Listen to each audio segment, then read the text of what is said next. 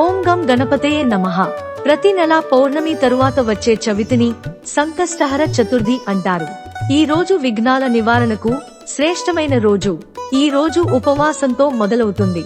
ఉదయాన్నే లేచి శుభ్రంగా స్నానం చేసి గణపతిని మనసారా ధ్యానించాలి. సాయంత్రం చంద్రోదయ సమయానికి ముందు పూజ నిర్వహించాలి. మట్టి లేదా ధాతువుతో చేసిన గణేశుడిని పసుపుతో అలంకరించాలి. ముందు కలశాన్ని ఏర్పాటు చేసి పంచామృతంతో అభిషేకం చేయాలి. తర్వాత 21 దూర్వాగ్రాలు, మోదకాలు లేదా బెల్లం, చలిమిడి ప్రసాదంగా అర్పించాలి.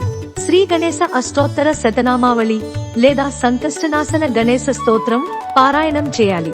చంద్రుని దర్శనానంతరం నీరాజనం ఇచ్చి ఉపవాసం విరమించాలి. ఉపవాసం చేయడం ద్వారా పాపాలు తొలగి పుణ్యఫలాలు చేకూరుతాయని శాస్త్రం చెబుతుంది. ఈ రోజు చేసిన ప్రతి ప్రార్థన మరియు పూజ వినాయకుని అనుగ్రహంతో సమస్త కోరికలు ఫలించి తుదకు స్వనంద లోకం చేరుకుంటారు. ఓం గం గణపతయే నమః. మా ఛానల్ ను సబ్స్క్రైబ్ చేయండి, మా వీడియోలను లైక్ చేయండి మరియు మీ ఫ్రెండ్స్ కి షేర్ చేయండి.